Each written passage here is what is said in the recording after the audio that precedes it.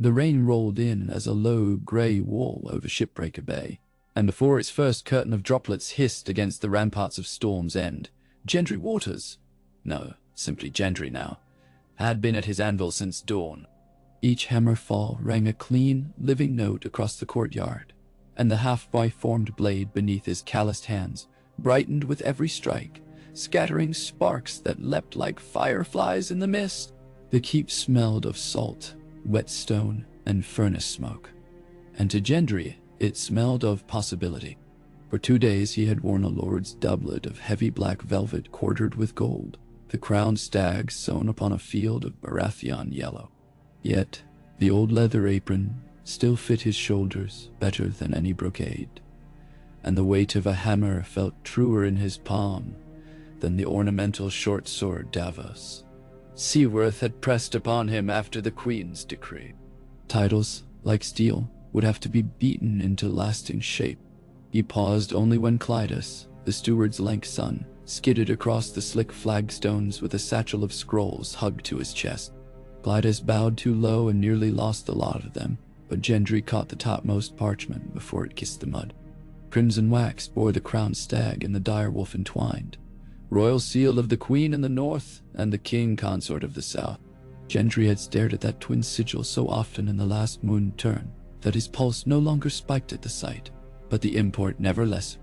Within lay grants of harbor repair, tallies of Stormland harvests, and letters requesting a lord's council, his council. He thanked Clydas with a nod and set the scrolls atop a clean slab of oak. The steel still waited. Affairs of grain and levy could rest until the edge was quenched. The blade was honest work, castle forged for a man-cat Carms of House Swan, a reward for valor at Blackwater Rush. Gendry shaped the fuller with patient rhythm, letting muscle and memory rule while thought drifted like driftwood on a surging tide. He remembered the clamor of smithies in King's Landing before the city had burned, how he'd stolen glances at Baratheon banners as golden as lion skin and wondered, with a bastard's resigned awe, what it felt like to own a name.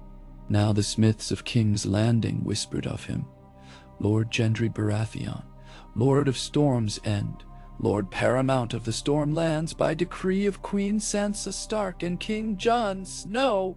The small folk called him Stormlord, though the titles sat on his shoulders like a breastplate half a size too broad. A sudden gust drove the sea mist inland and rattled the forge shutters. Crash followed, iron-shod hooves on wet stone, and then Davos himself strode into the open bay, water sluicing from his cloak. Behind him tramped a pair of Stormland guards in new livery, haste written in their wet beards. Davos spared a glance for the glowing forge, then for the sword on the anvil. Still the old trade, he said, shaking rain from his gloved hands. A man might think you never left Flea Bottom. Gendry smiled, teeth bright against soot-smudged cheeks. A man might be right. He dipped a blade in the trough. Steam billowed, carrying the scent of hot iron and brine. But Storm's End needs swords more than scrolls. And I can make swords. Aye, Davos said, tugging free the glove that covered his shortened fingers. But you're needed for more than iron. Lords gather in the great hall, Selmy of Harvest Hall, Penrose of Parchments, Trant of Gallows Grey, even mighty Tar. Stormlanders old enough to have drunk with Robert at his first tourney. They come to weigh how much Baratheon blood flows in your veins. Wally. The name Robert flickered like lamplight behind Gendry's eyes. Robert the Usurper, the laughing giant who slew Rhaegar Targaryen on the Trident, whose fury toppled a dynasty, whose songs tasted of mead and triumph. What? A father he had never met, save in the slurred recollections of drunkards and tilt-yard hagiography. Could a son who grew by gutter fires carry that man's echo? Gendry removed the sword, set it to cool in the rack, and wiped sweat with the back of his forearm. Let them look, Sir Davos. Let them measure. I have nothing to hide. You've everything to prove, Davos corrected, soft but firm. Most lords wager on bloodlines and birth, not the breadth of a man's back or the swing of his hammer. And some recall the fall of Stannis, sharp as fresh scars. They'll want to know whether the last Baratheon is more Robert than Stannis, or another turn of Renly's bright feather cloak. Lee, I am none of them, Gendry said, though he felt each name as a weight. I am only myself. Just so. Davos clapped him on the shoulder. Best let them see what that means. Gendry peeled the smith's apron away, revealing the black doublet beneath. Damp threads clung to his arms, and soot smudged the gold stag. He brushed at it, but the imprint remained. Glydas hovered near the doorway, eyes darting from lord to lord, scrolls forgotten at his feet. Fetch hot wine for Sir Davos, Gendry told him. And have the hall fires stoked high.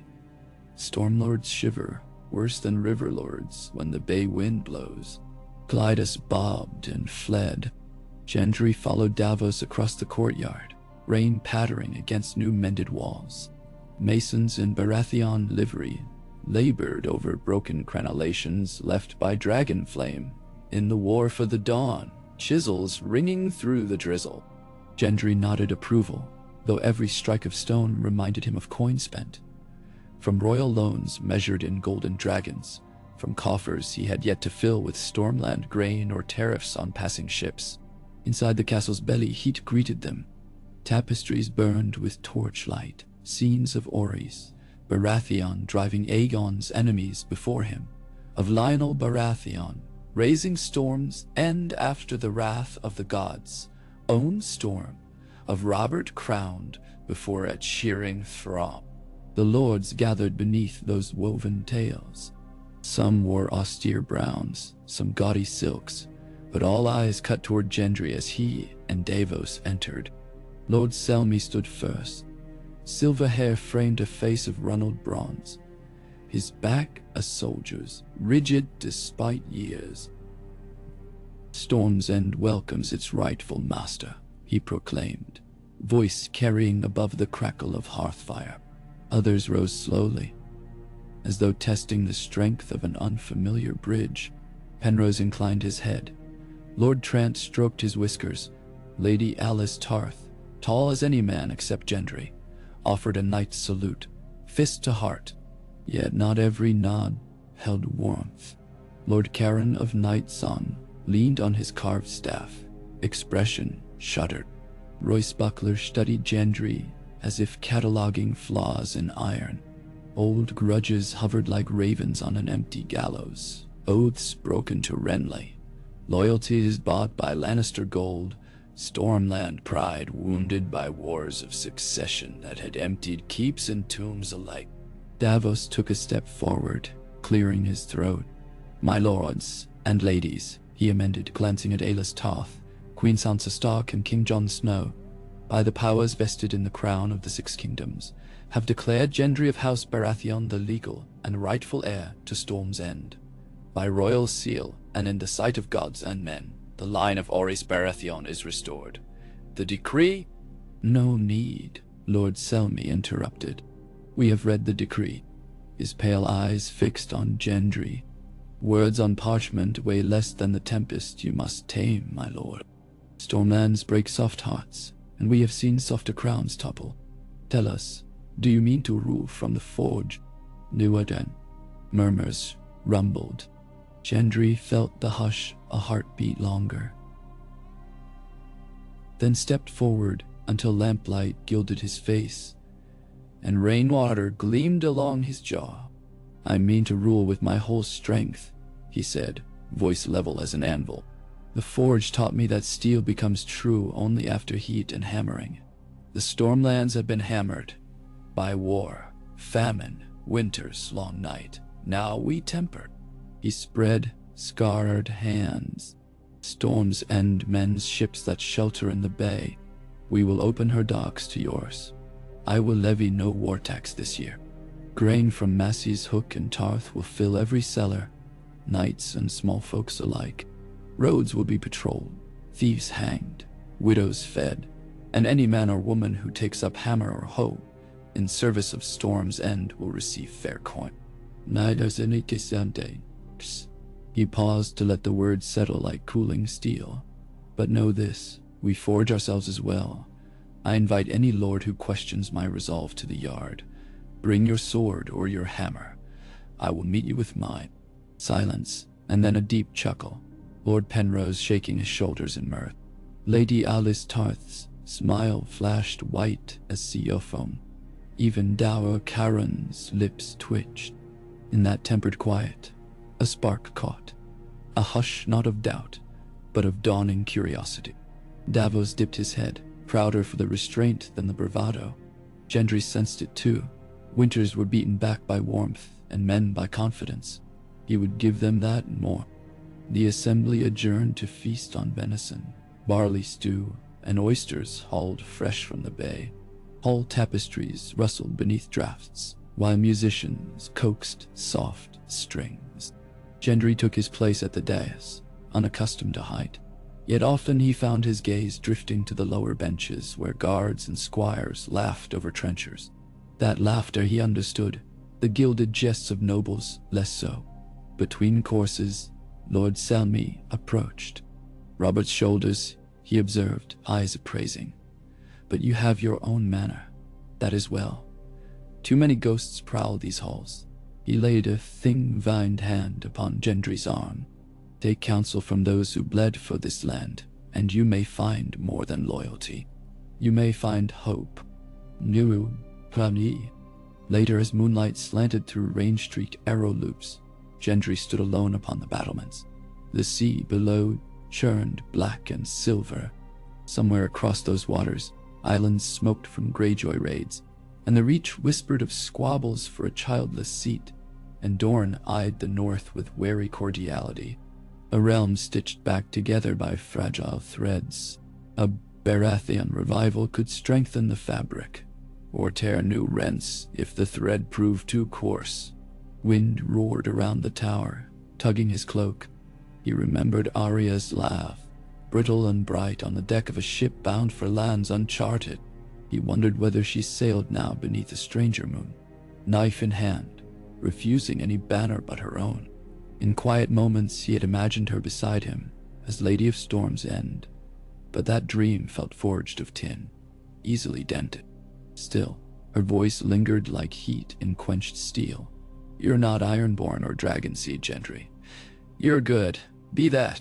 The first day ended with storm clouds departing eastward, and the sky clearing to reveal pale stars sharp as new forged nails. The next weeks passed in ceaseless motion. Gendry rose before dawn, shared oat porridge with stable lads, then paced stone yards with Master Gatharm's Horan, observing drills. He lent his hammer to the armorers, correcting rivet angles with instinctive taps. He dined with scribes, learning sums, and sat evenings with Davos reading tallies by candlelight. There were ravens from King's Landing, Queen Sansa requesting progress reports, and from Winterfell, Lord Tyrion's hand, inquiring about timber quotas for northern shipwrights. Each letter carried fine words, but coin and lumber moved slower than ink. Gendry learned patience the way a smith learned timing, trusting that the glow would return once more to the iron. He toured the Stormlands, riding to Rain House, where the Donnig family nursed war-racked fields. There he bargained grain for copper ore, and left gold for an orphanage roof. At night song he sat vigil in the weeping tower beside Lord Cairns, Gautu crippled mother, and promised a septon to ease her pain. In Tarth's sapphire halls he sparred twice with Lady Alice, a dance of sword on shield so vigorous their helms rang. Afterward they laughed like children rolling in surf. Rumor spread quicker than wildfire. The Baratheon smith lord rode unarmored save his hammer. He drank with Mengat Karms. He ate whatever fare was offered. He remembered every widow's name. Not all talk was kind. Some whispered that a bastard could never rise above gutter instinct, that coin spent on small folk yielded no levy for war. Others muttered of Lord Gendry's sad eyes, saying a man yearning for a wolf-blood girl could not wed for alliance, that Storm's End needed heirs as sure as battlements. Banners moved by gossip, Gendry ignored most, but kept his counsel long at night, staring into hearth embers, wondering what he must sacrifice to secure the future his people deserve. By first frost, repairs on the outer curtain wall neared completion. Shipwrights from Estermont hammered keels in new dry docks, and grain silos rose near Chequy Water. Gendry instituted fair work tithes. Any small folk volunteering a fortnight's labor earned double allotment of seed and a draft horse lent for plowing. Some lords scoffed until they saw fallow fields sprout twice the barley. With harvest came ale and fresh bread, and with bread came song. One cool dusk, Davos found Gendry alone in the great hall, carving detail into a maple maul, the gift he meant for a boy newly knighted at Bronzegate. Candle egg light flickered. Wood shavings curled at his feet like pale ribbons. A rider arrived from King's Landing, Davos said. The crown calls its lords paramount to court at midwinter, a gesture of unity. Gendry grunted, still shaping the haft. Unity bought with parade does not mend broken roads. True, yet appearances matter. The realm shall see the Baratheon stag alongside the Stark wolf and Targaryen dragon. Davos' brow creased. Whispers of rebellion still flicker in the reach. Queen Sansa would stamp them out with pageantry rather than fire and steel. I will ride, Gendry said at last. He set the carving knife down, flexed stiff fingers, and blew sawdust from the maul. The stag he etched at the head looked fierce, antlers flaring. He wondered if the realm would see such strength in him, or only the raw wood beneath the lacquer. The journey south began beneath icy rain. Gendry led a retinue of 200. Knights in mailed hauberks, archers in ochre cloaks, grooms and smiths, and Davos at his right.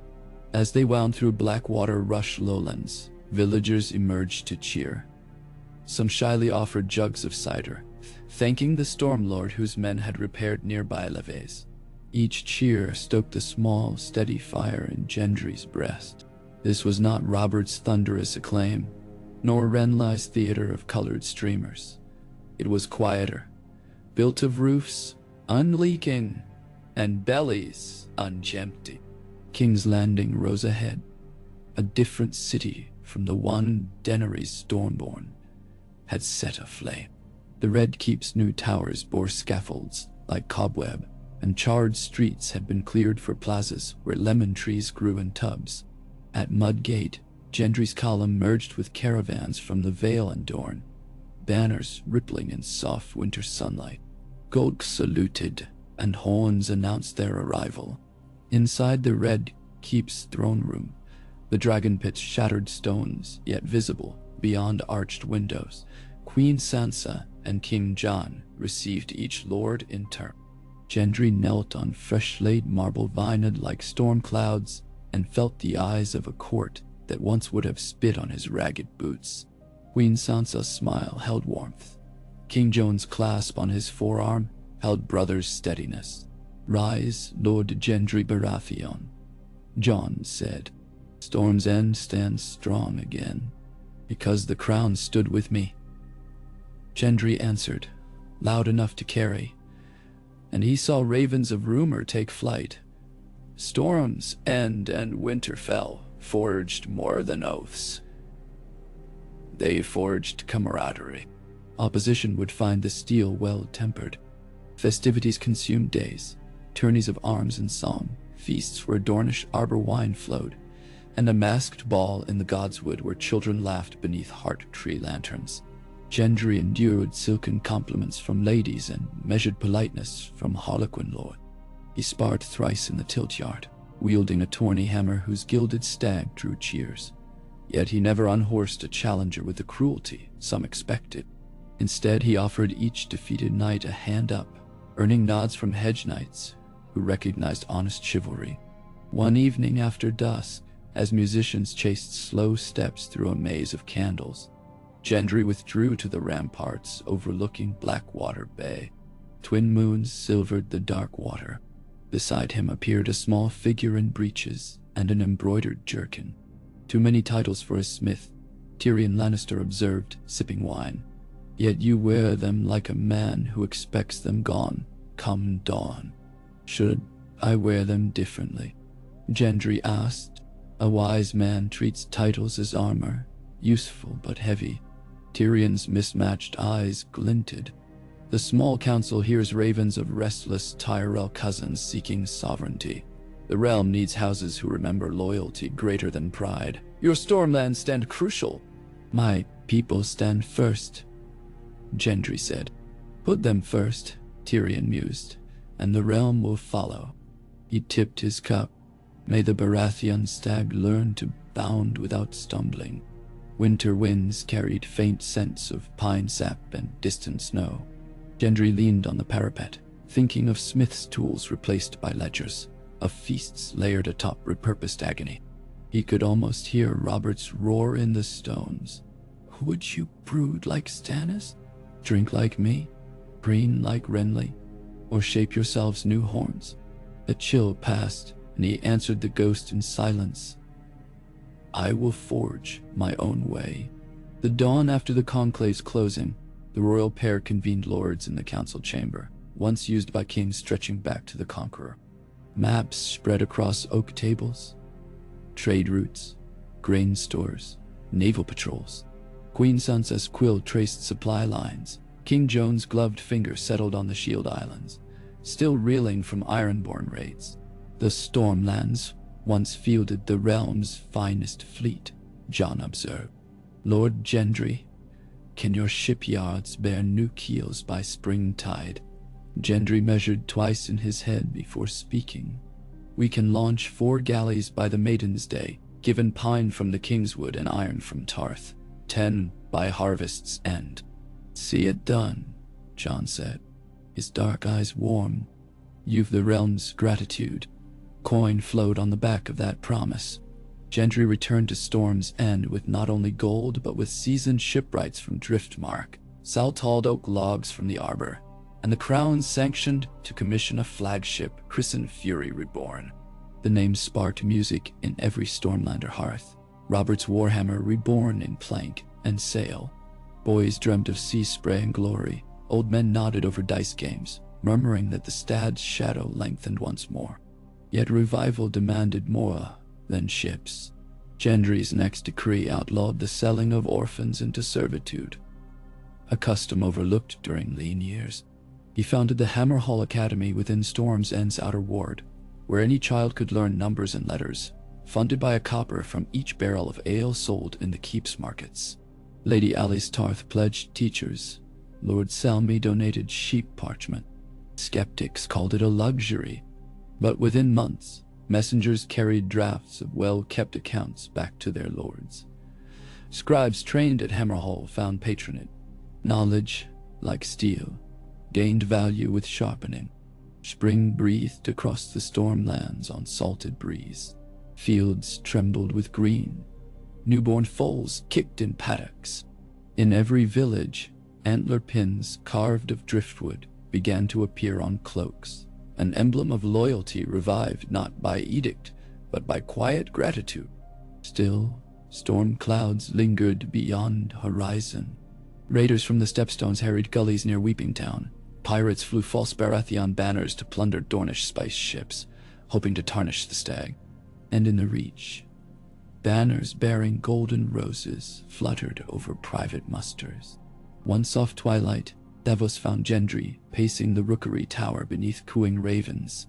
The old knight carried a sealed letter whose wax bore twin roses twined round a spear.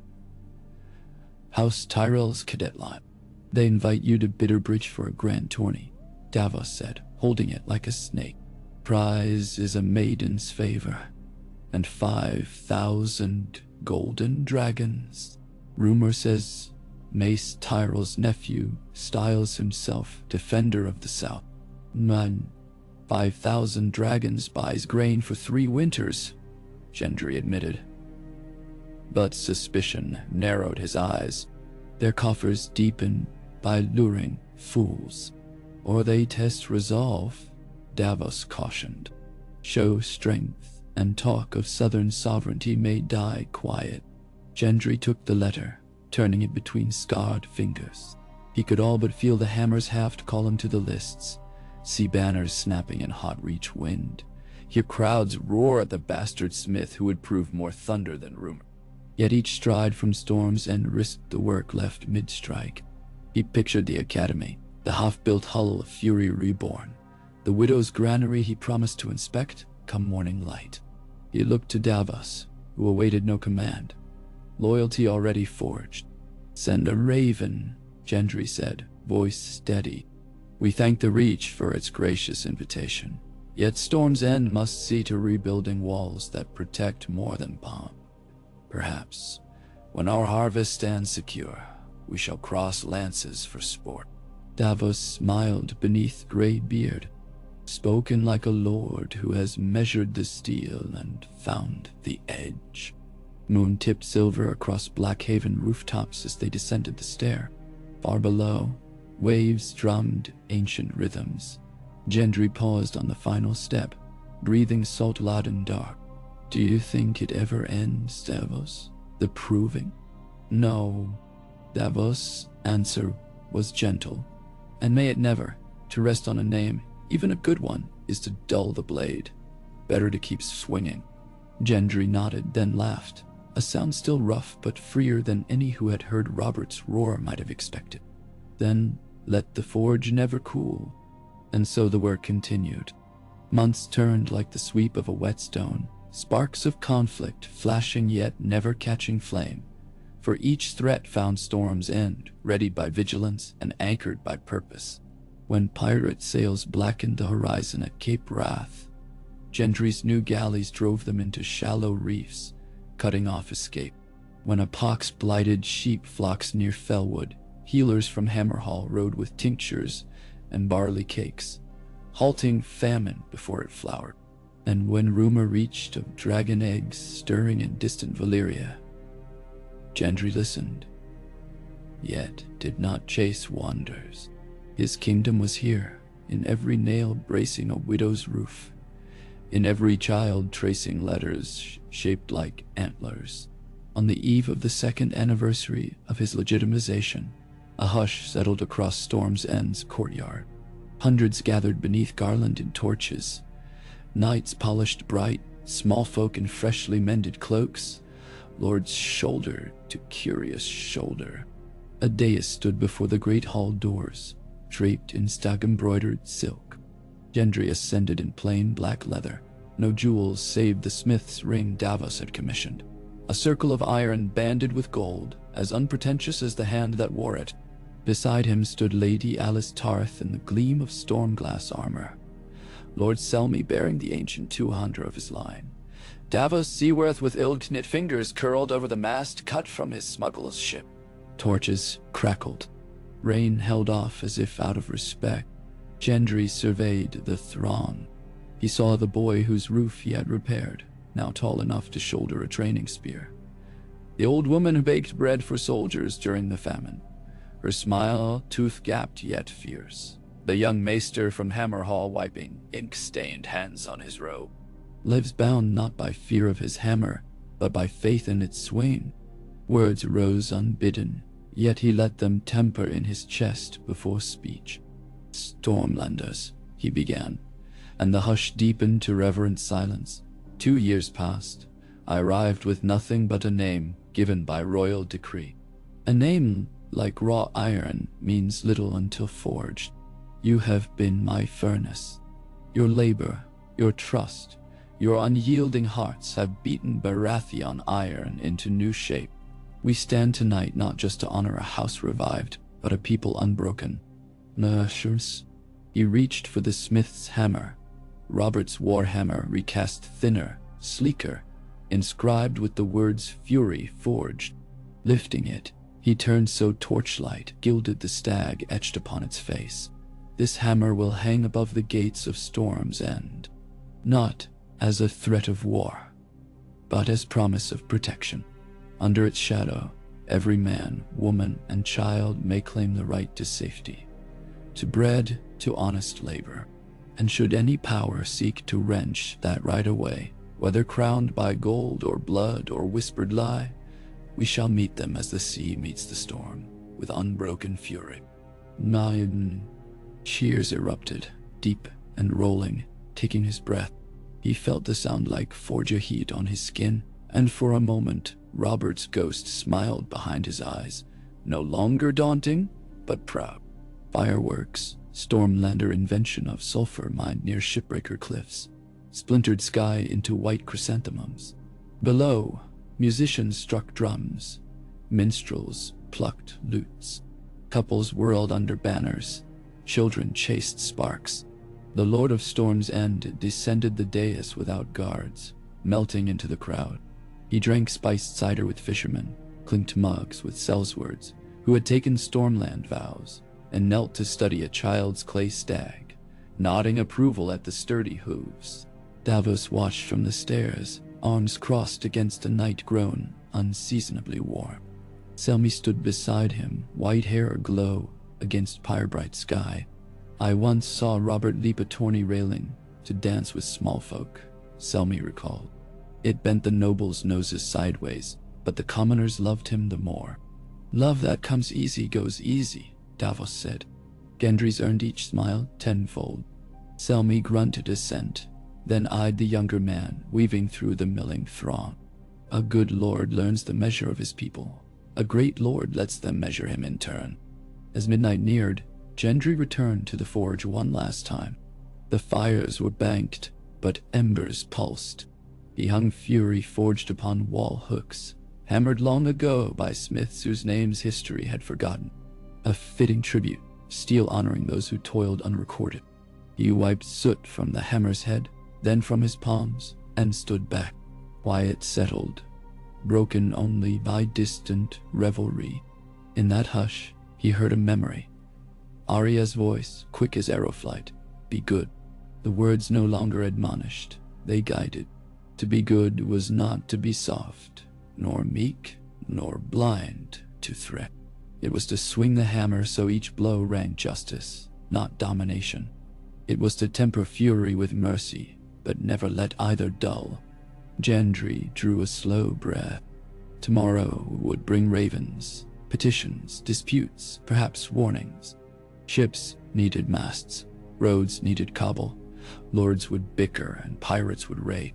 But tonight, the forge glowed with promise kept. He allowed himself one smile, steady, patient, as enduring as the sea that had carved Storm's End from ancient stone. He banked the embers, closed the forge door, and stepped into the starlit yard where the new banner of House Baratheon lifted on sultry sweet wind.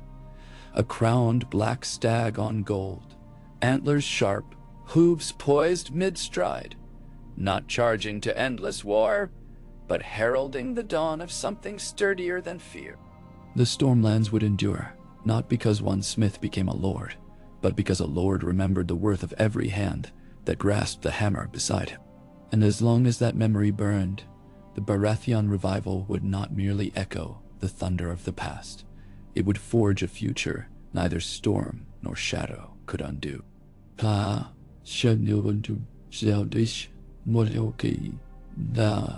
Moonlight slanted over the still smoldering coals as Gendry crossed the yard alone. The revels had burned past cock-crow, yet already the sky in the east wore the lavender hint of dawn.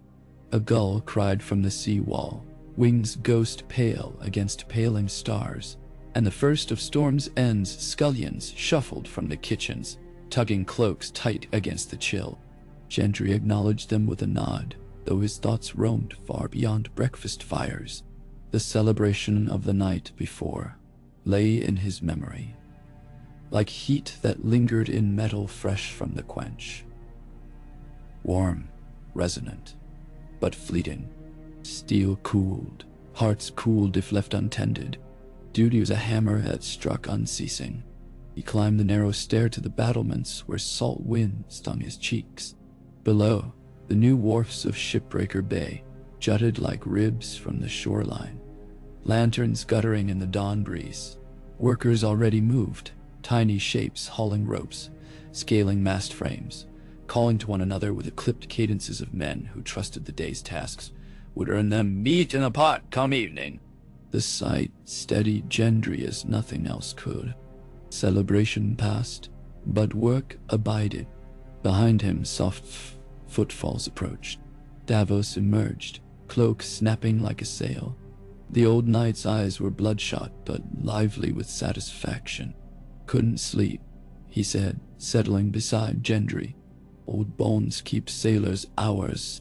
I find fewer hours for sleep these days," Gendry admitted. "Every time I close my eyes, I see ledgers walking toward me with empty bellies." Davos chuckled. "If the ledgers hunger, feed them ink. Ink's cheaper than mutton." Gendry managed a smile, but his gaze drifted southward, beyond the curve of bay, to where the sea met horizon in a haze of pearl. Somewhere over that rim, Stepstone pirates massed. Beyond them, the summer sea lapped exotic coasts. "The realm grows quieter," he said. "Quieter is not quiet. Ravens speak of rose banners raised at Bitterbridge, Tyrell cousins drilling spearmen. If the reach stirs, the realm must answer." "The realm will," Davos said, "and storms end foremost among answers. That's the talk in every alehouse from Duskendale to Nightsong. Talk won't fill our grain stores if war ravages the reach." Gendry muttered. He exhaled fog, fingers curling around the stone merlon. "I've ordered timber to finish the Fury Reborn, but we lack seasoned oarsmen, and sailors grow skittish with news of dragons." "Rumors only," Davos soothed. "Scales found in a smoking ruin do not a dragon make. Tell that to the men who wake sweating at gull cries." Gendry flexed his jaw. "Fear is a forge too, Davos. It shapes men fast, but leaves them brittle." He turned to descend the stair. "I'll see that the shipwrights after the morning council. Then the small folk moot. 200 have gathered seeking charter for a saltfish guild. Gods help me if I refuse." Davos fell in behind. "Saltfish built more ships than gold ever did. Refusal's not your way." A stable boy led their mounts to the gatehouse. As Gendry swung into saddle, hooves clattering on flagstones, a horn blast echoed from the seawall. Single note, urgent but not yet alarm. Gendry wheeled. Davos shaded his gaze. Masts speared the lightning horizon. 3, 4, 5, 10. Sails dark, shapes low in the water, angling north. No banners fluttered. "Pirates," Davos said, "or scouts of them." Gendry felt the old heat sparking through his veins. The same thrill he'd known when shaping red-hot steel. "Raise the bay chain," he commanded the nearest guard. "Signal the garrison. Battle stations. Have Captain Warwick's archers on the wall within the half-hour. And rouse our own galleys. Every oar in the water." Now, the guard dashed. Davos grasped the reins tighter. 10 ships dare approach Storm's End Quay. Bold. Desperate. More likely. Gendry's eyes narrowed. Desperate men misjudge risk. Across the next hour, the fortress shivered into readiness. Great winches creaked, hefting the heavy harbor chain, until its iron links breached the water in a glistening arc. Archers lined parapets, arrows fletched with black gull feathers. Ballista crews spun cranks, sighting along the bay. On the docks, shipwrights traded adzes for spears as the fledgling Fury Reborn, still missing her figurehead, was hastily swarmed by riggers uncoiling sailcloth. Gendry strode aboard the half-finished flagship, boots thudding on raw decks. Sawdust still dusted the planks, but the keel sat true. "A sea trial by fire," he murmured to the master carpenter, a raw-boned woman named Nairi with hair like dock rope. "Shall hold," Nairi declared. Caulked her seams myself with tar and prayer. Then pray again, Gendry said, clasping her wrist, and lashed the tiller bar with iron chain. No time for capstan pins. Sailcloth bellied. Oars dipped. The Fury Reborn nosed from the wharf, like a stag testing forest air. 2 older galleys, Shorebreak and Sea Stag, shadowed her flanks. Gendry took station near the prow, hammer slung across his back. Wind whipped his dark curls, brine stung his lips. Every breath tasted of iron and salt and possibility. Ahead, the intruders resolved, a motley fleet, 3 narrow-hulled dramans, black as midnight, flanked by smaller skiffs whose decks bristled with curved scimitars. Stepstone raiders. Their prows bore no heraldry, but ragged pennants flapped. Blood-red rags, trophies from previous plunder. Sun-dazzled foam spumed under their bows. They rowed hard, hoping to slip in before the chain closed fully. Gendry raised a gauntleted fist. "Archers, knock! On my mark!" The pirates angled to avoid the chain's central hump, seeking shallow waters south. Fury Reborn turned with them, oars knifing sea. Ballista bolts screamed overhead, but the distance was still too great. They splashed wide, sending plumes skyward. One pirate skiff lurched, veering. Gendry's archers loose. A dark flock lifted, arcing, then pattered across the nearest draman's deck. Shouts rose. A sail caught fire where pitch-daubed arrows landed, smoke coiled. But the pirates pressed on, drumming oars. Rams ready. Gendry barked. Carpenters had hastily affixed a bronze-shod spar to Fury Reborn's bow. A crude ram but serviceable. The distance closed with terrifying speed. Gendry felt every oar stroke reverberate through planks like a heartbeat. 10 lengths. 5 knee. He braced. The ram met the Drummond's starboard with a crunch like worlds breaking. Wood splintered, men shrieked. Gendry staggered but kept footing. Archers rained point-blank death. Pirates swung grapnels, but the gap widened as Fury Reborn backed water. Sea Stag glided past, spears bristling along her side. She sheared a skiff's oars clean, then pummeled the crippled craft with a hail of stones. Shorebreak's captain employed firepots, glazed clay packed with tar and sulfur, launched by catapult. One pot smashed upon the Drummond Gendry had rammed. Flames roared up her rigging. In minutes, the raiders lost nerve. Oars faltered, sails sagged. Survivors leapt into the bay. Gendry watched them flail, weighted by armor. No mercy, he called. Not hate, only grim necessity. Arrows found the swimmers. When the smoke cleared, wreckage bobbed within the harbor chain's shadow. Fury Reborn's prow dripped resin and blood, but her seams held. On deck, crewmen cheered hoarse throats, raw. Carpenters banged adzes against shields.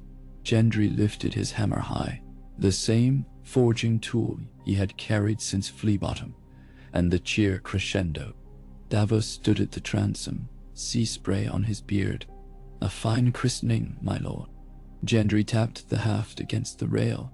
Raiders dead at sea could not spread tales, but traders putting in at Storm's End would carry news. The Stad's Bay was no soft shore. By dusk, debris had washed ashore. Prisoners, 4 in total, were hauled before Gendry in chains. Hard men with black tattoos curling across sun-browned skin. They knelt at spear point in the courtyard, eyes glittering with defiance. Davos urged rope and gallows. Maester Courtenay, a sober youth from Old Town, suggested ransom. Gendry felt neither path fit. He beckoned the prisoners near. "Who led you?" he asked. A scar-cheeked pirate spat ruby on the cobbles. "We serve no lord but the Black Jackal," he rasped. "He rules Broken Spear Isle. He will flay your flesh and feed it to gulls." Gendry held the pirate's gaze until the man faltered. "Then carry my message to your jackal. Storm's End shelters its folk. We do not ransom." We do not flay, we build. Emotion, and guards dragged the four to the forge. There, Gendry set them to pumping bellows, while smiths rehammered captured blades into hoes and mattocks. Sweat and smoke broke their bravado faster than whips. At midnight he freed them onto a supply galley bound for the stepstones. Unarmed, save a small bag of barley, and a parchment depicting the Baratheon hammer striking an anvil. Let the Black Jackal learn that Storm's End's wrath forged tools as readily as weapons. 2 weeks later, ravens arrived from the crown. Queen Sansa's neat script praised the valor of Storm's End and requested a contingent of fighting sailors for a royal fleet assembling at Dragonstone. King Joan's note beneath bore fewer words, but rang steel sure. Pirates gather like crows on a battlefield. We clip wings together. Gendry penned assent, though the thought of thinning his home defenses pricked at him.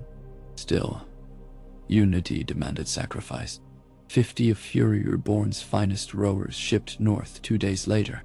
Meanwhile, repair crews laboring aboard the flagship discovered a curious crate wedged under damaged decking. A crate unmarked, sealed with fresh pitch. Inside lay a velvet pouch containing 7 small star rubies, glimmering like captured dawns. No note. Gendry ordered them stored under lock and key, but rumor flitted quick. Rubies much like those Rhaegar Targaryen had worn at the Trident, lost when Robert's hammer struck him down. The same evening, a cloaked rider arrived at Gatehouse. She dismounted a dapple mare with the easy grace of a sellsword, glancing up at the battlements as though measuring them for weakness. When gods challenged her name, she tossed back her hood. Grey eyes caught torch glow. Wolf eyes. Tell your lord the last time I visited we drank bad ale in a smithy, she said. He still owes me a kiss and a dozen sharpened arrowheads. Word raced through corridors faster than a gull catching tailwind. Gendry reached the yard breathless, boots unlaced, shirt half-tucked. There she stood, Arya Stark, shorter than memory but no less fierce, swords on her hips, needle and a slim Braavosi blade of night-black steel. Her hair was braided tight. Her cloak bore neither sigil nor color. Only the stark intensity in her gaze proved identity. For a heartbeat they stared. The yacht's bustle, the forge hiss, all hushed. Gendry stepped forward. You came back. For a time, Arya answered, voice low. Your ravens speak of pirates and rebellion.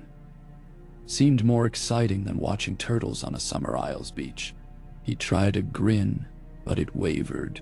I thought you'd sail west forever. I did sail, she said.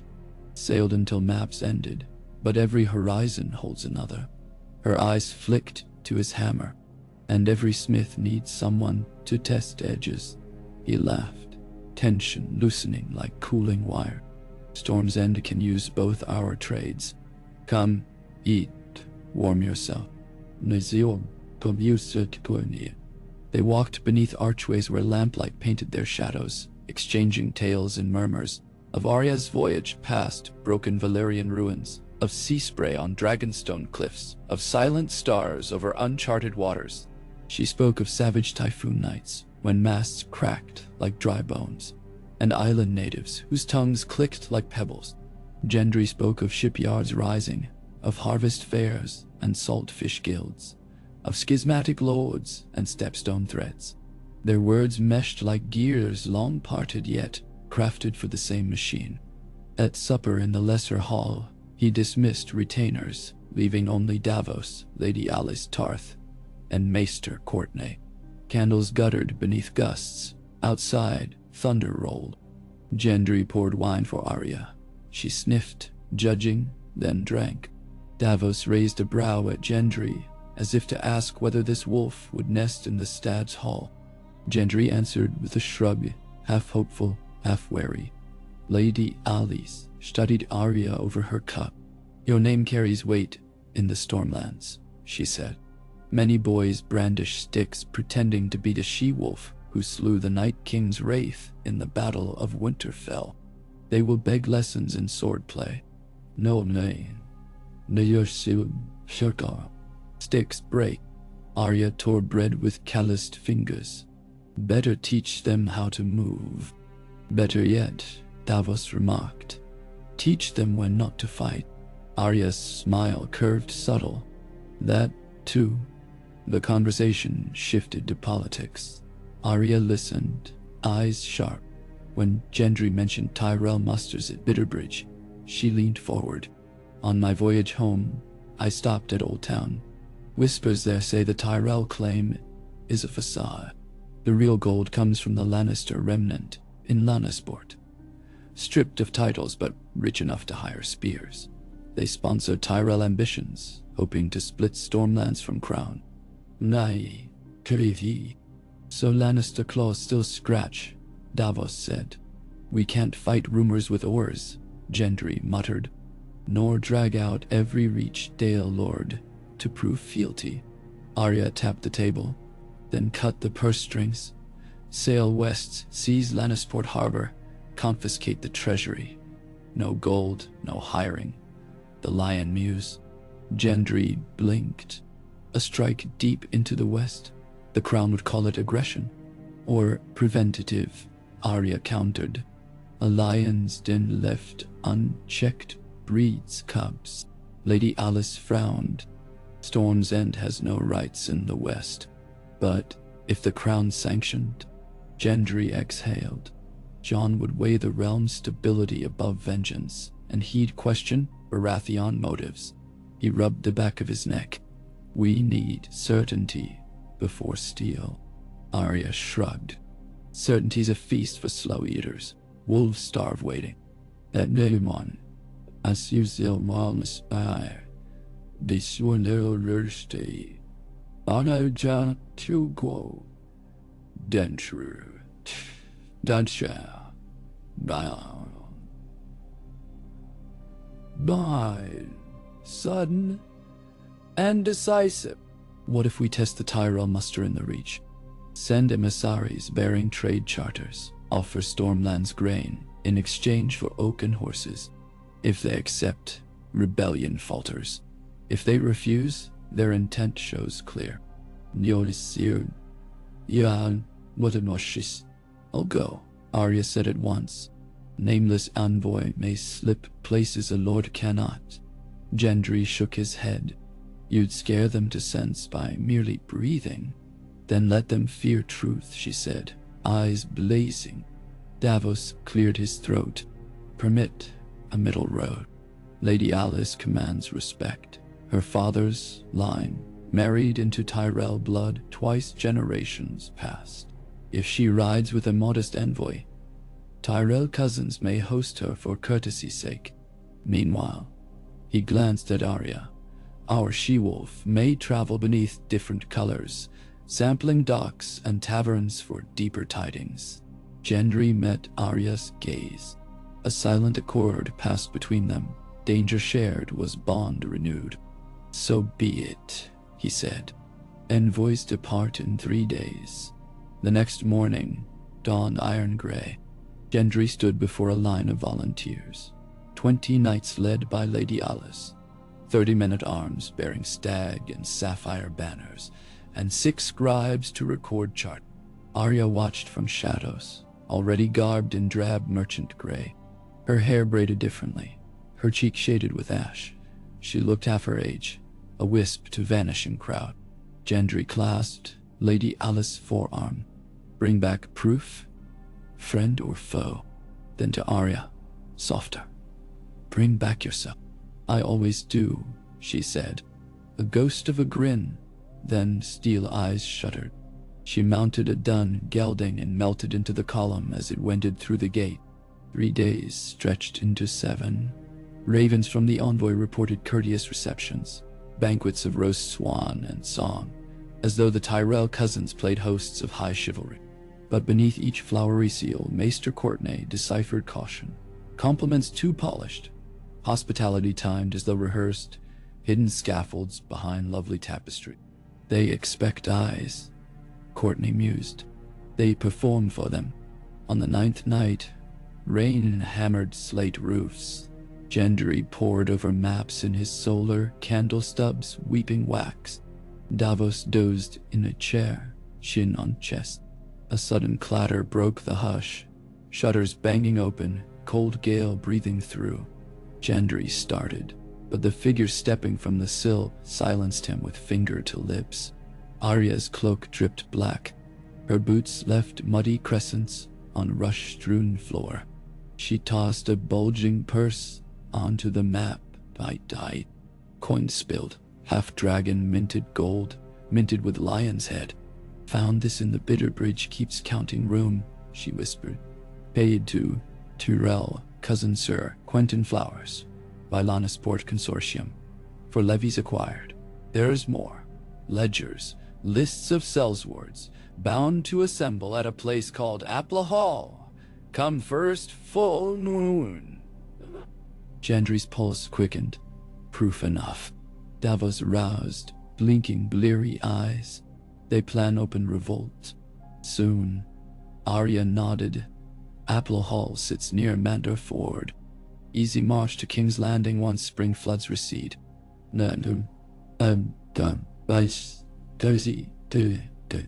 Gendry straightened. Then we must move before the river falls. He traced the map. Storms End to Windwater, north by Massey's Hook, then across Crownlands. We cut their path at Roserad Junction. Fury reborn sails supplies up the Mander to choke their retreat. Meanwhile, a second prong strikes Lannisport, seizing coffers. Davos rubbed his beard. Too many fronts. Stormlands alone cannot field so wide. We'll not be alone, Gendry said. Queen Sansa will back Crown. Jon leads Northmen garrisons near Gold Road. If we strike quick, we show unity. And if we err, Davos asked, then the realm fractures. Gendry met Arya's eyes, fire dancing in them both. But I'd rather swing the hammer than watch the anvil crack. At dawn, ravens flew. Within days, replies arrived. Queen Sansa authorized limited engagement to intercept mercenary musters. King Jon dispatched 2,000 seasoned river knights to join Stormlander ranks. Lord Tully pledged barges to ferrymen down the Blackwater. Even Prince Trystane Martell promised a token force. Dawn would not see the realms south undone. Muster at Storm's End painted the lower wards with tents and cook fires. Banners of trout, horse, sun spear, and crowned stag flapped in sea spray. Gendry stood daily in the yard drilling recruits. Archers practiced against crude targets shaped like rose sigils. Pikemen lunged in unison. At night he counseled with captains, mapping marches. Arya drifted among them, sometimes vanished for hours returning with scraps. Names of sellsword captains, routes through fen and field. 3 nights before departure, a hush darker than night cloaked the forge.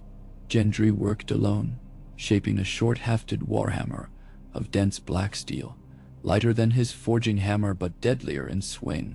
Sparks danced like fireflies. Sweat blurred his sight. He quenched the head and examined the metal. A faint ripple shimmered, an almost living sheen. The Valyrian-forged alloys Maester Courtney had coaxed from old Associ scrolls. If the Age of Dragons rose anew, he would greet it with steel forged of storm and shadow. A noise behind, a sibilant scrape of boot on stone. He turned, too slow. A blade flashed. Reflex flung his hammer up. Steel on steel rang a shriek. An assassin cloaked in gray lunged again, daggers glinting. Gendry pivoted, parrying with longsword freshly honed for temper tests. Sparks flew. The intruder's hood slipped. A woman, hair silver blonde, eyes cold blue. Taroshi sellsword. No time to ponder. She stabbed low. Gendry hopped backward. The forge's coals cast both in baleful red. She pressed, fast as a weaving shuttle. Gendry blocked, retreated, caught against the quench barrel. Pain flared in his bicep. where a blade kissed skin. He followed training learned from Brienne years past. Yield to momentum. He sidestepped, letting her overshoot, then slammed the longsword's pommel into her temple. She reeled. He seized the forging tongs, still hot, and clamped her wrist. Sizzle, she shrieked, dropping the dagger. One kick sent her rammed into the anvil's edge. Breath fled her lungs. Guards burst in then, spears ready. Gendry raised a hand. Alive, he gasped. I need her alive. Davos arrived minutes later. The assassin, bound, glared poison. Under Davos' questions, she said little, only spat Hiroshi curses and named no patron. But sewn inside her doublet, the maester discovered a rose-embossed silver pin, its thorn pricked with dried red, proof of Tyrell conspiracy. In council chamber, Gendry laid the pin on the oak table. Lords ringed him, grim.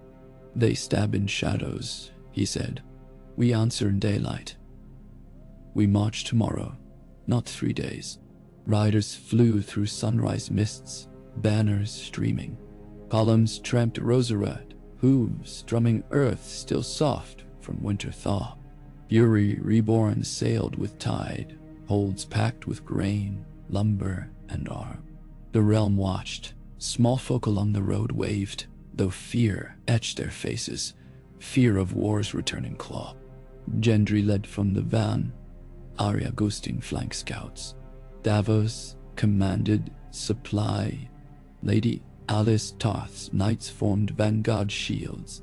Every crossroad more allies joined. Men of the Crown lands, archers from the Rainwood, bannermen bearing trout of Riverrun. They christened themselves the Storm Crown Host. 5 days' march found them near Applehall, a modest heap amidst orchards already budding pale pink blooms. Smoke wreathed the horizon. Supply fires of Sellswords encamped along the Mander's bank. Scouts reported near 4,000 mercenaries, veterans of the Golden Company splinter, Myrish crossbowmen, and disgraced Westermen eager for plunder. Night before battle ceded no rest. Gendry walked lines, speaking calm words. Hold the shield rim, trust your brothers. He checked pike lengths, arrow stores, water barrels. At last he paused outside Arya's makeshift tent. She sat cross-legged, oil needle. He crouched. Silence flowed between them, easy as still water. If I fall, he said quietly, Storm's End passes to Master Courtney until heir named. Promise you'll mind them? Don't fall, she said, wiping blade. I'm tired of minding castles. He managed a smile. Then, watch my back. Always. She sheathed needle. Their hands brushed. For a blink the world shrank to the warmth of skin meeting. Then thunder rolled, distant but growing, drums of mercenary lord. Dawn crept sulphur yellow. Apple trees bowed under wind gusts, petals swirling. The host split. Lady Alice circled north to block ford. Davos held reserves near Orchard Wall. Gendry formed main infantry in staggered ranks, archers behind low stone dikes. Sun glared through broken cloud as mercenary banners advanced. Ragged lions over crossed swords, black goat of Myr, golden skulls on scarlet. Their captains wheeled horses before their front, shouting boasts, and trebuchets rumbled forward. Gendry lifted his warhammer. Loose! Arrows hissed. Mercenary front buckled but pressed on. Stones from trebuchets smashed into dike, earth fountains spraying. Sellsword pikes clashed with Stormland shields, bodies churned mud. Gendry smashed a path, hammer flattening steel, splintering ribs. His new weapon sang, a low hum with each swing, as though metal remembered forge song. Blood speckled his face. He fought on instinct, ducking a halberd, driving hammer upward into jaw. Bone shattered. A horn blast, northeast, a signal from Lady Alice. Ford secured. Another horn west. Fury reborns, rowboats landed downstream, cutting escape. Mercenaries saw nets closing. Their center wavered. Gendry sized to moment. Advance. Stormlanders surged, pikes leveling. Myrish crossbows faltered. Atop a rise, Gendry spied the enemy pay-chest wagon guarded by armored knights, wearing rose and lion. He charged, Arya beside him like a shadow. A knight swung mace. Arya slipped beneath, slit hamstring, danced away. Gendry hammered another from saddle. They reached wagon. Arya leapt atop, kicked driver aside. Gendry smashed the lock. Gold coins spilled. Red dust of Lannisport vaults. With roar he upended chest. Gold rained into mud. Your pay melts, Arya shouted to mercenaries. Lannister gold buys only graves. Panic rippled. Sellswords broke, flinging down arms, scrambling for river where Lady Alice's spears waited.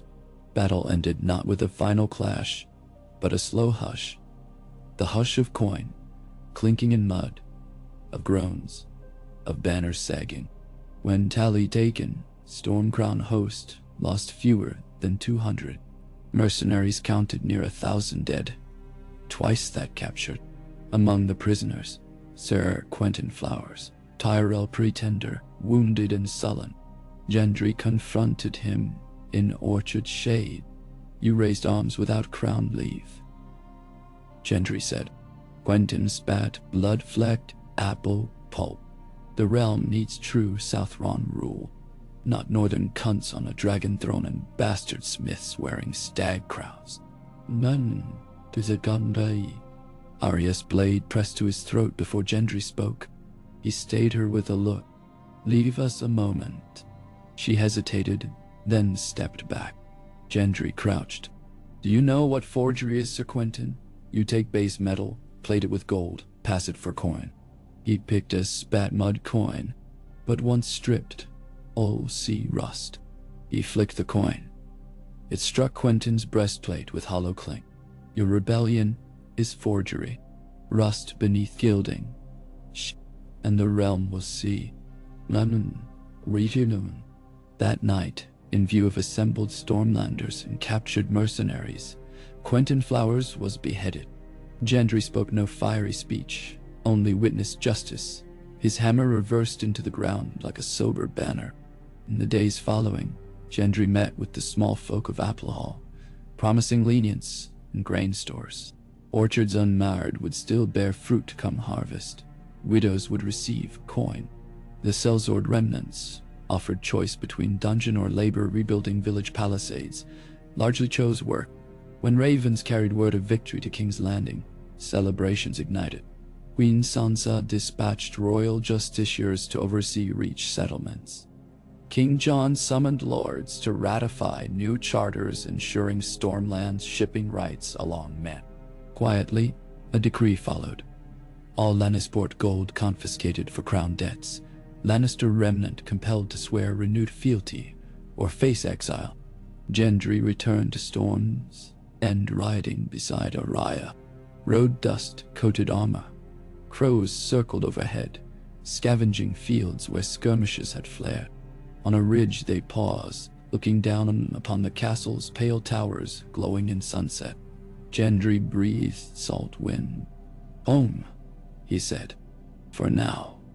Arya replied. He turned. Not yours. I'm a wolf, she said softly. Wolves roam. He swallowed. I could build you a den.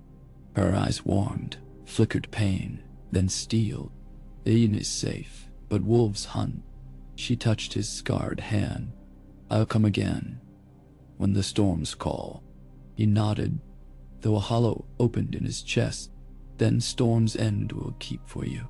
They rode through gates, wreathed in flowering vines, planted during his absence. Crowds cheered, smiths rang anvils. Fury reborn stood at anchor, figurehead now carved. A stag forged in ironwood, antlers sweeping. Maester Courtney awaited with new charters for grain trade. Lady Alice greeted them in mail polished bright. That night, as banners drooped in windless air, Gendry stood upon the wall where once he had pondered sea's edge. The realm still bore fractures, dragons still stirred rumor, Winter would return. Yet beneath him storm's end thrummed, people mending nets, children chasing torchlit courtyards, forged sparks rising like stars. Arya joined him, silent. They watched moonlight silver the bay. "You forged a kingdom," she said. "We forged," he corrected. "Perhaps." She brushed a loose strand of hair. "Tomorrow I sail north, then west." He exhaled. "Take this." From his belt he removed a ring, iron band, set with a single storm blue sapphire. The first cut from Tarth mine since Alliance. Not a promise, a token. She twirled it in moonlight. "I'll keep it," she said, and slipped it onto a thong around her neck. When dawn broke, she rowed for the docks. Gendry watched from battlements as her small ship unfurled gray sails. A gull cried, the same note that had woken him the morning after his first feast as Lord. Circle closed, yet journey pressed on. Over the coming months, storms and thrived. Rain flowed up Mander under safe convoy. Stepstone raids dwindled. The Hammerhall Academy graduated its first scholars, girls among them. Another small revolution. Queen Sansa visited in midsummer to lay the keel of a second flagship, Tempest Grace. King John hunted boar in the Rainwood with Gendry, their laughter echoing like boys freed from lessons. But the greatest mark of Stormland's revival came quietly.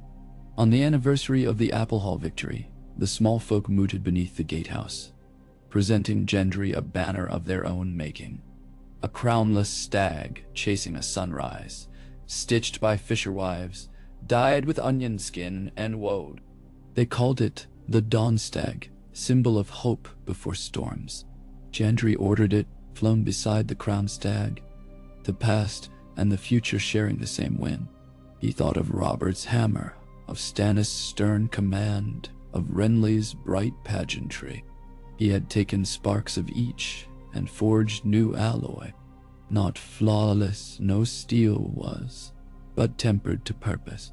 That night, alone in the forge, he drew forth the unfinished longsword from months prior.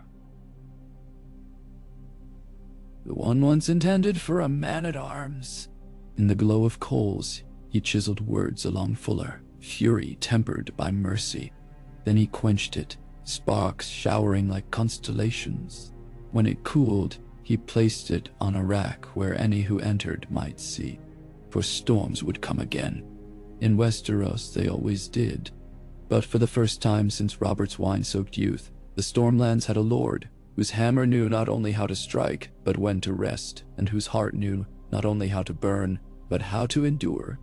And, in the quiet hiss of cooling steel, a new age waited, bright as sunrise on Shipbreaker Bay, where gulls wheeled over waters no foe dared cross unbidden. Far across those waters, perhaps on an unmapped shore where white trees whispered, a wolf girl walked, finger brushing a ring of iron and sapphire, thinking of a hammer's echo in a hall of stone. And somewhere deeper still, beneath league on league of dark sea, rubies lost from a fallen prince glimmered in sand, waiting for fate's next forging. The world turned, but the forge remained, ready for the next song. End of part 2. The wind rolled down from Storm's crown in teasing eddies, swirling the scent of sea salt and warm cedar over the battlements where Gendry stood watch in the hush before dawn. Months had slipped by since the victory at Applehall, yet the rhythm of work never relented. Below, on the half-moon wharf, black-clad dockhands guided new beams onto Tempest Grace, her ribs rising alongside Fury Reborn like twin stags prepared to shoulder the tides together. Sparks sprang where smiths bent iron, and the murmur of saw and chisel rose over hush-lapping water. The Stormlands no longer smelled of old ash and fear, but of fresh-cut timber and tar, the fragrance of a future built plank by plank. Gendry lifted his hammer-scarred hands, flexing fingers creased with calluses that no balm ever softened. Sunrise painted pale gold across his knuckles. Yet when he closed his fists, the light vanished, trapped in scars, reminders that steel never forgot the fire that forged it. He turned from the wall as hoofbeats clattered within the yard. Courier from the Crownlands dismounted, cloak fringed by dust. The seal he carried bore the direwolf and three-headed dragon, entwined with the crown stag. The mark of a realm now bound by uneasy peace. These arrived with the dawn tide, my lord. The courier knelt, offering a small carved chest. Inside, documents in 3 distinct hands lay layered like sword steel. The first letter in Jon Snow's sparse, bold script. The second, a neat sprawl of Sansa Stark's cool quill. The third, penned in a slanted, flowing hand, Gendry recognized at once. Tyrion Lannister. He unfolded Jon's missive first. The words were plain but weighty. Reports of Dothraki outriders sighted along the gift, rumored under the banner of a cow returned from across the narrow sea, looking to reclaim horses and glory. Rumor also whispered of an unbroken dragon's egg stolen from an associate caravan and ferried somewhere in the Stormlands. Perhaps a desperate folly, perhaps prophecy stirring. Jon requested discreet investigation. The realm could ill afford panic. Sansa's letter followed, laced with subtle court caution. She spoke of tensions in the Vale, where young Lord Robert Arryn, even under his advisory council, flirted with Tyrell envoys, promising trade concessions in exchange for port rights at Gulltown. Sansa urged Gendry's influence. A Stormlander fleet in the Bight would calm gulls away from Tyrell bread and roses. She ended with a single line: Baratheon tides may steady the Vale's mountain winds if guided by even keel. Tyrion's script meandered between wry humor and veiled warning. He congratulated Gendry on having suppressed the Tyrell plot, recounted gossip of Lannister claimants, reduced to trading family jewels for mercenary lodgings in Moor, and mused that gold, once mobile, tends to flow toward whomever offers stability. See to it that Storm's End remains the firmest bank. Then the crux. Braavosi bankers probed the Iron Bank's ledgers and found interest owed by House Baratheon, dating back to Robert's extravagances. If the Iron Bank demanded payment, they might seize trading ships on the narrow sea. Storm's End must be ready with either silver or steel. Gendry shut the lid and exhaled mist into morning light. War's echoes remained, not always in sword glint, but in ledgers and rumors. He strode toward the keep's heart, boots ringing on sandstone, his mind striking sparks. Protect shipping lanes, stall the Iron Bank, secure the Vale, seek Dothraki truth, perhaps search out that rumored egg. One egg was anecdote, 2 rumors became pattern. But if a dragon truly hatched in the Stormlands, the world's careful balance would tilt. In the council chamber, Davos and Lady Alice already conferred over fresh-inked maps. Maester Courtenay stood by the hearth, fingers smudged with charcoal, while Nyria the shipwright tapped provisioning lists against her palm. Their conversation stilled as Gendry entered. He laid Jon's letter upon the table. We have sightings of foreign riders in the gift. If true, they traveled the King's Road, likely hoping to reach the Stepstones upriver. But something else rides with them. He told them of the stolen egg rumor. If a dragon could be hatched, the realm must decide who holds its leash. Nyria whistled. Dragons and ships both crave coin. Best coin Storm's End spends is to keep dragons elsewhere. My Bemism. Courtenay cleared his throat. Reports of dragon eggs usually prove counterfeit. Painted stones, fossil shells. Gendry nodded. We send a quiet scout north. I'll ask the crown for names of riders spotted near White Harbor. Arya may still roam near the neck. Her eyes see truth before rumor. Silence fell. Each remembered her swift shadow slipping from port weeks earlier. Davos unrolled a second map, traced the eastern coast. Iron Bank worries me more immediate. Their collector ships sail under free city neutrality, but they pack crossbowmen enough to seize merchant cogs. Gendry considered. We could restructure Robert's debts through the crown. Jon Snow owes the Iron Bank favor after they backed Stannis. If Sansa co-signs, interest drops. Or, Lady Alice proposed, blue eyes bright, we invite Braavosi bankers here. Show them shipyards booming, tithes flowing. Promise them a share in future profits. Risk spelled out can look safer than uncertainty from afar. None of the sea, dotably. Gendry smiled. Forge coin as we forge steel. Offer them a stake in something sturdy. He pointed to Neria's list. Double hulls, storm-grade sails, profits from stepstone tolls after we purge pirates. They get 5% of all duties for a decade, enough to satisfy ledger lords. Davos stroked ear. Bold, but if we fail, Iron Bank seizes our docks. Gendry punched his fist into palm. Then we do not fail. Maester Courtney shuffled a final parchment.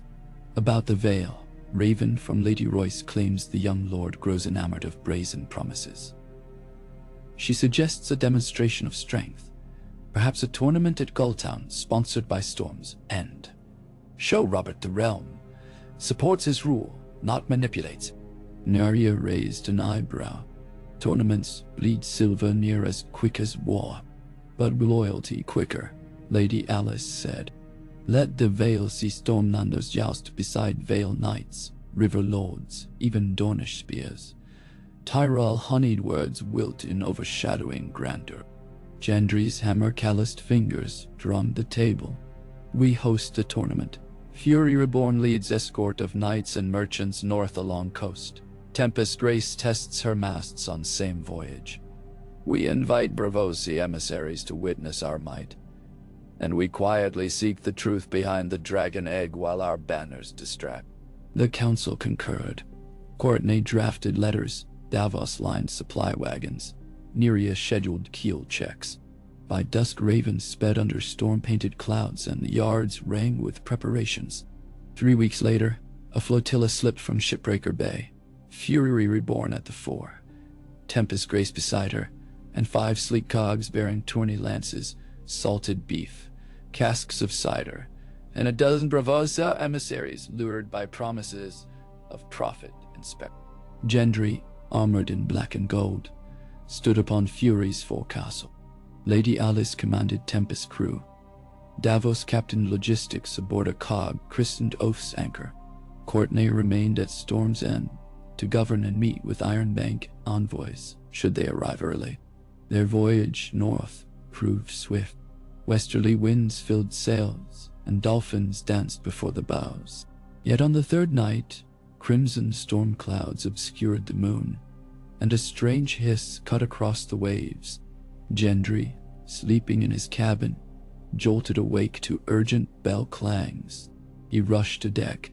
Over the rail, dark shapes rolled in the water, sleek, sinuous, glinting as though scaled with oil. One rose higher, a serpentine neck crowned by a narrow head, eyes ember orange. Sailors froze. Then the shape vanished beneath waves, leaving only foam. Sea dragon, someone whispered, but Neria, spyglass raised, cursed. Not dragon, lantern eels, the big ones from black water deep. Harmless, unless roused. Yet by morning, 2 supply barrels stored in Furies, aft hold, lay gnawed through from outside. Salt water pooled beneath. No lantern eel possessed teeth to rend oak planks. Gendry examined jagged holes, charred edges as if acid or flame licked them. Something else had tested Fury's belly. He ordered half the barrels shifted to midships and double hull watches. But the incident weighed heavy. Predator below, unseen, reminiscent of dragon hunger. Gulltown's harbor burst into view a week later, banners flapping from bastions. Marble cliffs soared, studded with white towers. Ships of Vale merchants, slender, swan-proud, bobbed under spring sky. Their arrival triggered fanfare of silver trumpets. Lord Jan Royce rode to greet them with stern courtesy. Tourney grounds spread past city walls, colorful pavilions lining a field of trampled clover, fences gleaming with fresh paint. Lords from all corners converged. Blackwood archers, Mallister crossbowmen, Martell spearmen draped in orange and red, Bolton emissaries cloaked in gray, though they now bent knee to the crown. And there, beneath a banner of moon and falcon, stood Robert Arryn, now nearing manhood, cheeks flushed either by robust health or excited nerves. Gendry dismounted before him and bowed. The young lord, clad in silver plate chased with sapphires, peered down with timid poise. "Storm's End brings sunshine to our valley," Robert said, voice cracking mid-greeting. "My cousin says your hammer rings truer than any court gone." He gestured to a broad-shouldered man at his side, Sir Harold Harding, groomed heir and rumored lover of Tyrell bribes. Gendry offered warm courtesy, sensing eyes watching from behind tapestries. Tyrell envoys mingled already, their green and gold threads shimmering among the crowd. Yet their smiles faltered when Braavosi bankers stepped ashore, escorted by Davos. Velvet-robed magisters surveyed ships and docks with measuring gaze. That night, lanterns strung on silver wire lit the feast in Gulltown's Grand Hall. Platters of smoked trout, spiced dove, and sugared lemon cakes filled long tables. Minstrels played, acrobats tumbled. Gendry sat at Robert Arryn's right. Across from them lounged Sir Harold, flanked by a Tyrell cousin, Lady Illyria, whose beauty rivaled fabled queens. Her laughter tinkled like chimes, yet her green eyes tracked Braavosi with calculating flickers. During a lull, she raised a jeweled goblet. "Storm's End has come far from iron-shod beginnings, my lord. Tell us, Lord Baratheon, how fares your debt to the Iron Bank? We hear whispers of heavy purses." Gendry smiled, unruffled. "Purses heavier by the day, my lady. The bank invests where ships outnumber rumors." He nodded toward Nyria, deep in discussion with a bald Braavosi. "We forge alliances broader than gold." She feigned surprise. "Forged alliances require heat. Pray you do not melt old oaths in the process." Sir Harold smirked behind his cup. Gendry read warning between their fanfare. Tyrell coffers still sought purchase. But the conversation ended when trumpets announced the arrival of Lady Sansa's envoy, none other than Brienne of Tarth, draped in gleaming sapphire armor, bringing Queen's blessing to the games. At dawn, the lists opened. Knights thundered down tilts beneath cheering stands. Gendry did not ride. Instead, he walked among common stands, speaking with traders, listening for rumor. He heard talk of mercantile sabotage at Lannisport, stores set aflame by unknown raiders. But his ears pricked at a different whisper. A burning fish spotted off Maidenpool, scales glowing crimson, wings like oars. Fishermen swore it, breathed gout of steam that cooked the sea. He noted the tale, another thread. On the tourney's third day, the melee erupted, hundreds of men-at-arms clashing on foot and horse across a wide field. Gendry positioned Stormlander's squires at vantage points to observe Sir Harold and Tyrell knights. Lady Alice Tarth fought in the melee, her sapphire armor bright. She felled 3 challengers effortlessly. When Sir Harold charged her, Tyrell's shield emblazoned on his surcoat. Many expected a graceful show. Instead, he swung brutal overhead blow, aimed to crack her helm. She deflected, riposted, and with a twist of her hips sent him sprawling in the mud. Tyrell banners hissed. The crowd roared approval for Tarth's victory. Robert Arryn watched open-mouthed from the Lord's stand. Gendry leaned to him. "See the Stormlander and the Tarth. They stand united, though no coin changes hands. Loyalty forged of respect beats gold every time." The young lord nodded, eyes shining.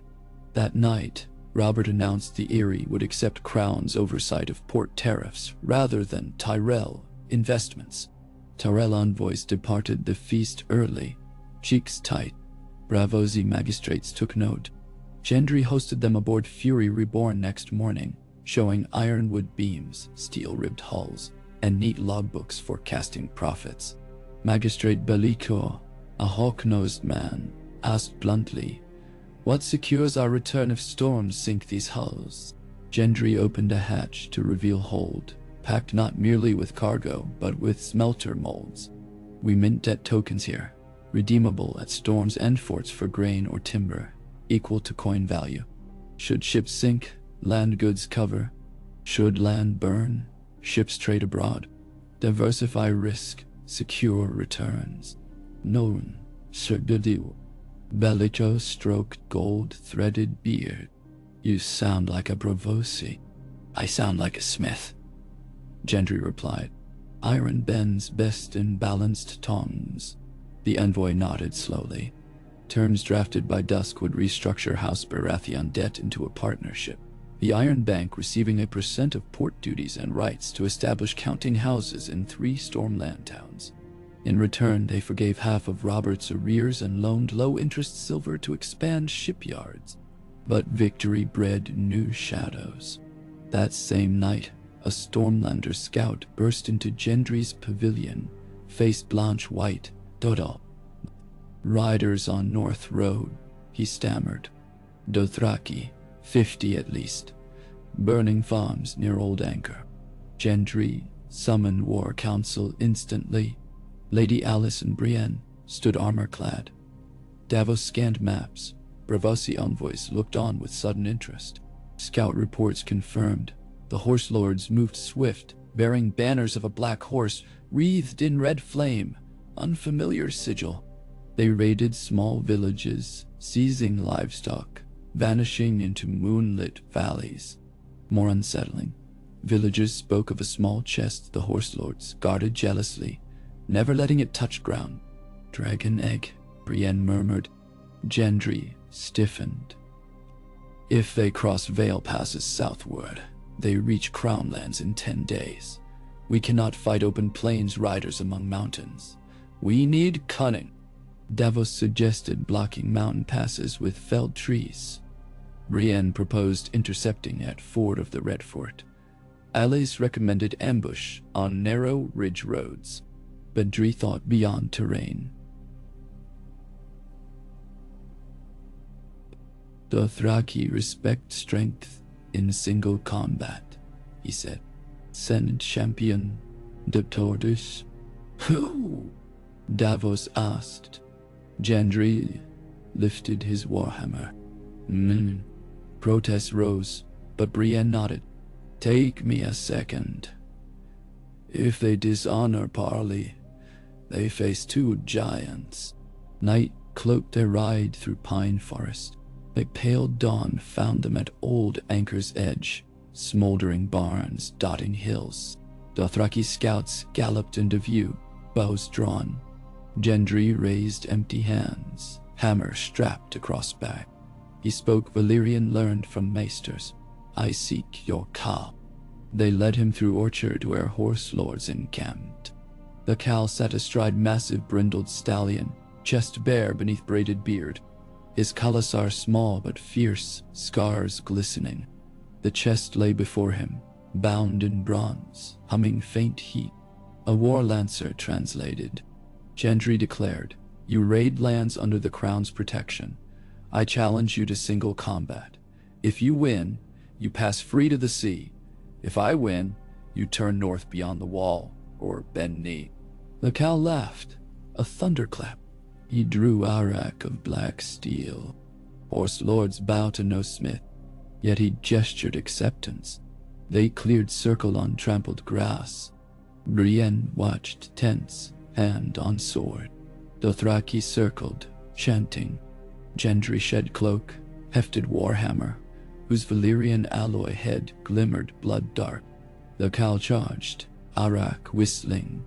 Gendry sidestepped. Hammer met blade with ring of anvil, sparks showering. He absorbed blow, pivoted, swung low. The Khal leapt, lithe. Again, blade flashed. Again, steel kissed steel. Sweat stung Gendry's eyes, but his grip remained sure. On fourth exchange, he feinted high, then snapped hammer butt into Cal's ribs. Crack of bone. The Cal staggered, spitting blood. Gendry pressed, hook-striking knee. The Cal dropped. One leg buckled. Arak sliced upward, scoring Gendry's vambrace.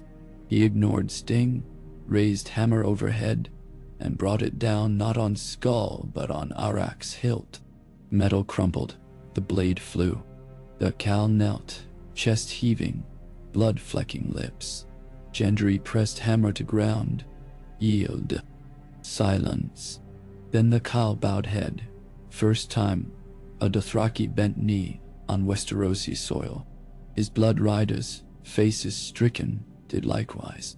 Gendry lowered hammer, breathing deep. He pointed north. Your riders will escort this egg to Winterfell. The Starks will keep it safe. You will receive horses from our stables and grain to cross the Frostfangs. No villages. Nalin, Debilin, Deli. The War Lancer translated. The Khal nodded. Brienne retrieved the chest. Its bronze sides pulsed warmth through her gauntlets. Back in Gulltown, news spread faster than drumbeats. The Stormlord who bested a Khal in single combat. Robert Arryn watched Gendry's return procession with wide eyes. Hero worship cemented. Contracts were inked. Tyrell envoys caught final ships south. Their ambitions wilted. That evening, as Braavosi toasts flowed under star-hung canopy, Nyria led Gendry up the rigging of Tempest Race where fresh sails snapped. I sailed these seas as orphan girl, she said, gazing across harbor lights. I never thought I'd build ships with lords. Your hammer rings for many. Gendry leaned against mast. A hammer's nothing without hands to swing it. Storm's End's hands grow stronger daily. Below, he glimpsed Brienne walking courtyard with Lady Alice, laughter rare upon their lips. Davos traded jests with Braavosi. In distant stable, he heard stable boys singing smithy chants. Unity forged. Yet a quiet pang reached him, memory of a wolf girl flashing steel grin as she slipped down Storm's End pier months earlier. He wondered where Arya roamed tonight, perhaps tracking Ironborn raiders in lonely light or mapping unnamed seas west of Sunset Shores. He touched the small groove on his hammer where her blade had once nicked it in playful spar. The steel remembered. When the flotilla finally sailed south days later, Vale Cliffs receding to mist, Gendry carried more than trade packs and Braavosi loans. He carried the dragon egg's lingering warmth. At Maker's Hold he met a northern escort, led by Sir Jorah Mormont. Grey Bear returned from exile to guard the precious cargo north. Before handing it over, Gendry opened its chest once. The egg nestled on velvet, shell black-green shot with crimson veins. It thrummed like heartbeats in the dark, pulses timed with memory of ancient flame. He closed the lid gently. May the north keep what fire the south cannot hold. Sir Jorah nodded. Fire respects those who respect it. Back at Storm's End, months of work awaited. The Iron Bank counting house rose stone by stone within the shadow of the keep. Tempest Grace dry-docked for copper plating. The Hammer Hall Academy expanded with new library wing, funded by Braavosi Investment. Gendry established a council of guilds, fishmongers, shipwrights, stonemasons, scribes, to advise on common needs. And he commissioned a beacon tower at Sailor's Rest, its flame to burn day and night, guiding ships to safe harbor.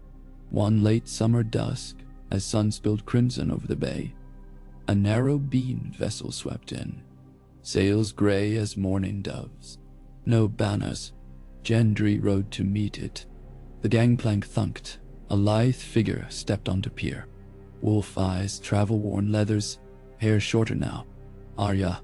Without greeting, she handed him a pouch. Inside lay 3 rubies, each twin to those found under Fury's deck. Dug them from a buried satchel on an island off Fair Isle," she said. "The rest were gone. Someone hunts Rhaegar's gems, someone with deep pockets." She studied him, half smile flickering. "Heard you jousted a cow with a hammer." "Just one swing at a time," he replied, warmth flooding chest. "Stay? Storm's End needs eyes sharp as yours." She looked out over bay where Tempest's grace glimmered. "For a while," she said. Then, softer, longer than last time. Seasons turned. Autumn painted the rainwood gold. Flocks of starlings wheeled over barley stubble. The Iron Bank's first dividend arrived ahead of schedule. Stepstone pirates dwindled to rumor. Dothraki raiders vanished beyond the wall, leaving only tales of a Smith Lord's honor. Sansa's crown leveraged Stormland's fleets to negotiate peace with the free cities. Tyrell power shrank to gardens alone. Yet the true sign of Baratheon revival came one winter's eve, when common folk from every hamlet gathered for Storm's End midwinter feast. Gendry walked among them, not on dais, but at benches, breaking bread with stonemasons, sharing cider with farmers. Arya perched on table, carving toys for orphans. Brienne and Lady Alice fenced mock bouts for children's delight. Davos recounted smuggler tales, making Braavosi dignitaries gasp at thought. Amid laughter and hearth roar, Gendry felt something rarer than any crown: belonging. Later that night, he climbed the beacon tower. Arya followed, silent save for crunch of frost under boots. From the summit they watched torch chains glow along wharfs, a constellation of man-made stars hugging black water. Snowflakes drifted, swirling around them. Gendry spoke first, voice hushed. "I learned a forge's secret once. Iron, when heated enough, reveals hidden grain, lines within metal. Each line shows path it traveled in molten state. Lives have grain, too.